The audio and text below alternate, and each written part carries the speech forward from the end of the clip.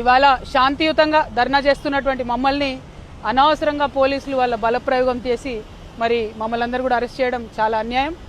ఒక పక్క చాలా అక్రమంగా నడి మూసీలో కడుతున్నటువంటి పెద్ద బాబుల బిల్డింగ్లను వదిలిపెట్టి పేదవాళ్ళ బిల్డింగ్లను కూలగొట్టడం అన్యాయం.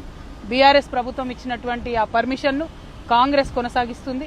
ఆనాడు జరిగిన అవినీతిని వీళ్ళు కూడా ఈనాడు కొనసాగించడం అల్టిమేట్గా పెద్దల పక్షాన ప్రభుత్వాలు ఉన్నాయని చెప్తున్నారు. ఇక్కడ నుండి కూడా మనకు కనిపిస్తుంది మూసి, అది లిటరలీ రివర్ బెడ్లో ఉన్నటువంటి బిల్డింగ్ ఏమో కంటిన్యూ అవుతుంది. పేద ప్రజల ఇల్లు మాత్రం కూలగొడుతున్నారు. వెలుగుమట్లలో ఇల్లు కూలిపోయినటువంటి అక్క చెల్లెలు అన్నదమ్ములు ధైర్యంగా ఉండాలి, మేమంతా మీ పక్షాన ఉంటాం. అదేవిధంగా కుత్బుల్లాపూర్లో మూసీ పరివాహక ప్రాంతంలో చుట్టుపక్కల రకరకాల చోట్ల పేదవాళ్ళ ఇండ్లు కూల్చేశారు.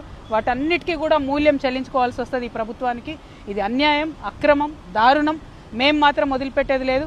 ఇది ఏంటో హైడ్రా రంగనాథ్ గారు చెప్పాలి. ఇవాళ కాకపోతే రేపన్న బుల్డోజర్ తీసుకొని వారు అక్కడికి వెళ్తేనే ఈ ప్రభుత్వం ప్రజల పక్షాన పనిచేస్తుందని చెప్పి నమ్ముతాం. లేకపోతే అవసరమైతే లీగల్గా కూడా ఫైట్ చేస్తాం. వేరే వాళ్లకు 30 మీటర్స్ రూల్ ఉంటే ఈ ఒక్క 2-3 బిల్డింగ్లకు మాత్రం ప్రభుత్వ పెద్దల అండదండలతోని 9 మీటర్స్ 5 మీటర్స్లో ఉంటే కూడా ఎట్లా కడతారని చెప్పి లీగల్గా కూడా జాగృతి ఫైట్ చేస్తుందని నేను తెలియజేస్తున్నా. Thank you. జై తెలంగాణ, జై జాగృతి.